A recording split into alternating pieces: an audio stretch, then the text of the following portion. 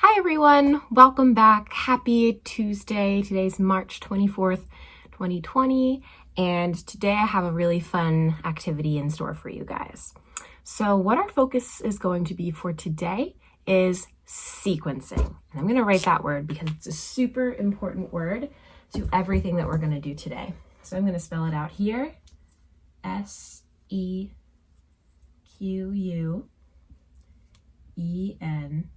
C, and then we have a king-ing at the end because it's an action word. It's something that we're doing. So sequencing. If I look for a word that's inside of that word, I see the first part of the word sequence, but it's missing the magic E.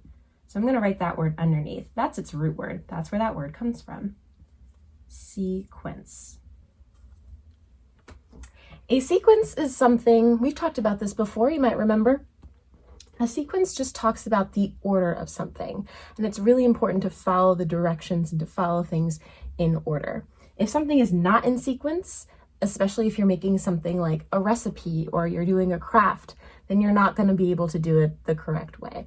So when we are sequencing, when we are doing that, that means that we put events or we put steps in order. So that's what we're going to focus on today. When we put things in a sequence, we also have to use, you might know this, I hope, sequence words.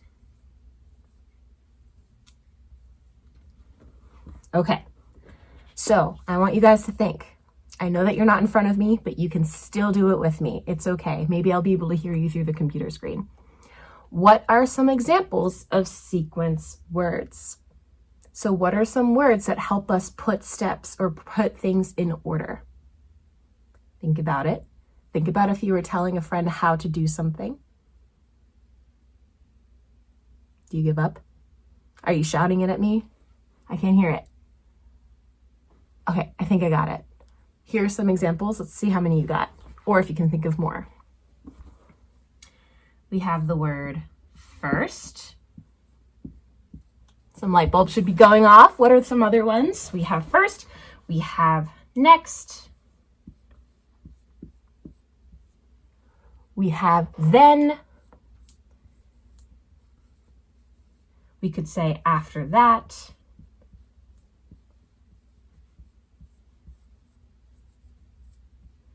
we could say last, we could say finally,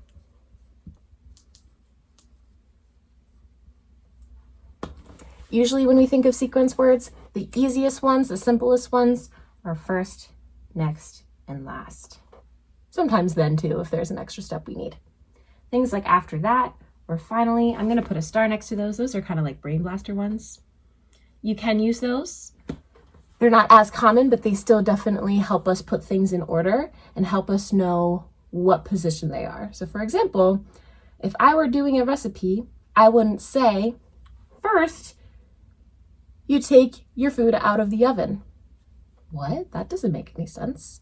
First, I would need to know what ingredients I need. I would need to know how to put them together.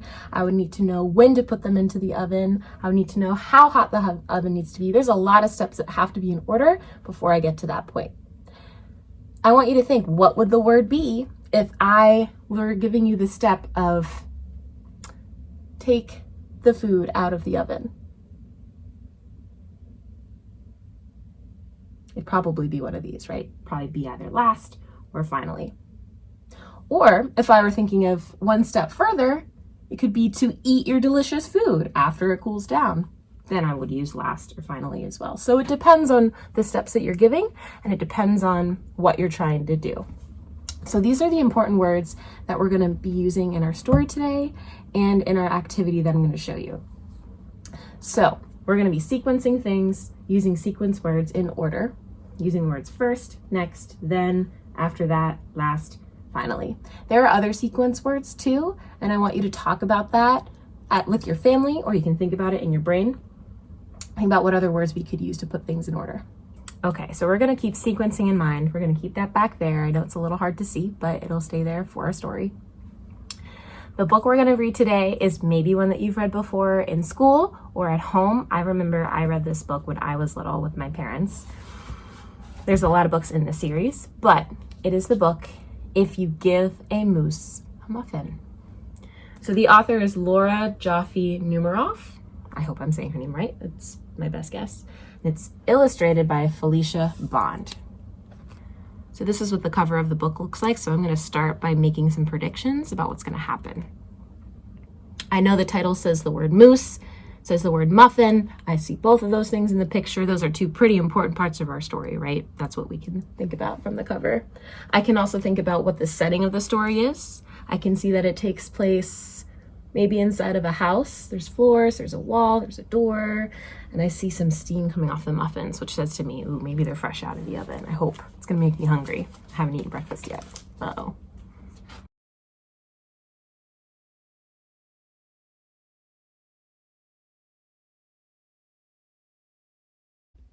The first word is moose. Here's a couple pictures of a real life moose. Next word is jam. Sometimes people call it jelly. It's kind of similar. A lot of times you'll see it in stores like this, or you'll see it homemade from actual fruits. Next word is blackberries. You know what those are. A muffin. I also know what that is.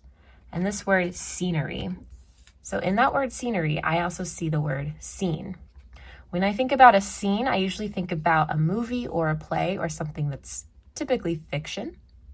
Scenery talks about the background or sometimes some of the props that are in a play or in a movie. So the scenery tells you a little bit more about where a story might take place. That's what that word scenery means. A lot of times it's painted or built out of cardboard or built out of different materials to make it look like you know where the story takes place. If you give a moose a muffin. This tells us a little bit more about the setting, about the characters. If you give a moose a muffin, he'll want some jam to go with it. So you'll bring out some of your mother's homemade blackberry jam. When he's finished eating the muffin, he'll want another, and another, and another. When they're all gone, he'll ask you to make more. Hopefully nicely. So I'm thinking the first thing is you give a moose a muffin. You'll have to go to the store to get some muffin mix. He'll want to go with you. When he opens the door and feels how chilly it is, he'll ask to borrow a sweater. I see leaves blowing in the wind. Maybe it's fall. Just a guess. When he puts the sweater on, he'll notice one of the buttons is loose. He'll ask for a needle and thread. He'll start sewing. The button will remind him of the puppets his grandmother used to make.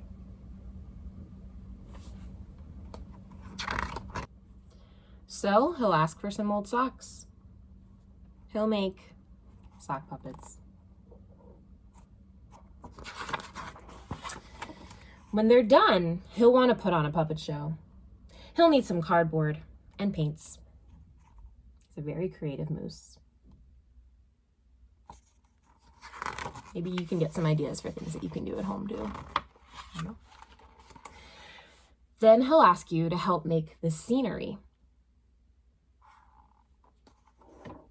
Remember, we talked about what that word scenery means.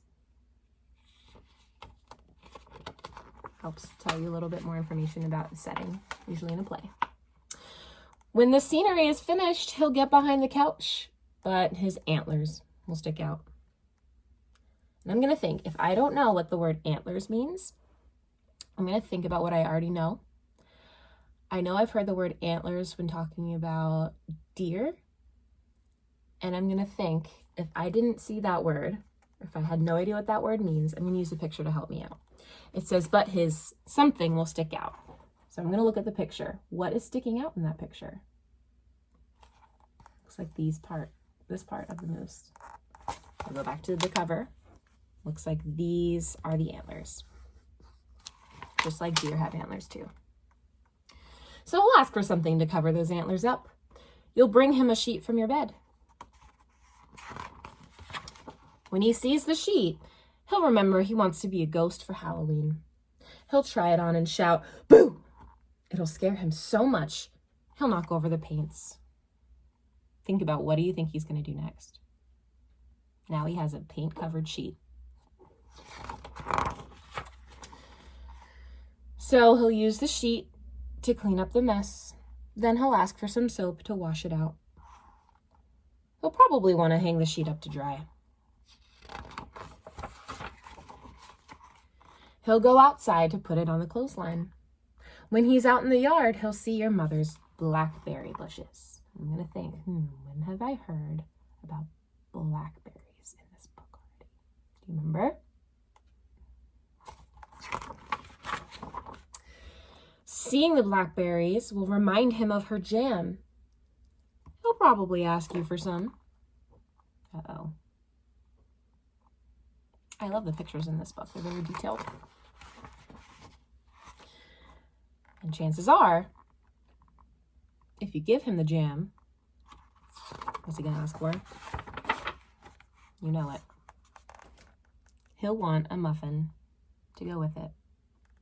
That is the end of our story. Here's what the back cover looks like. I see some moose prints happening. That is if you give a moose a muffin. So when I was reading the story and I was thinking about the sequence of things that happen are really, really important. Because every time that the moose gets something in the story, it reminds him of something else. And they all kind of latch on and link to each other. So something else that's really important to sequence that I've talked about a little bit already, sequencing a recipe. And so I'm thinking about how I'm at home and I live with all these roommates and I'm really hungry. And I'm thinking, I think that I want to make a recipe for me and my roommates to share. So what better recipe am I going to make than, take a guess, what do you think I'm going to make? You said muffins. You're correct. So I'm going to show you guys an easy recipe that I found on the internet, and I'll show you how I'm going to make it. If you want to make it too with your family, using those sequence words, putting them in order super important, go for it. It would be a really fun home activity to do. So I'm going to walk you through how I would make some muffins. And I'm going to think about the ingredients that I have. I know that I have bananas, and I know I have chocolate chips. So I'm going to make banana chocolate chip muffins. Now, I need to tell you that I've never made them before, to be honest. So I'm going to try my best. I'm going to follow my sequencing. I'm going to follow the instructions that I found online, and I'm going to try my best, and I'm going to see how it goes. So let's do it. Come with me.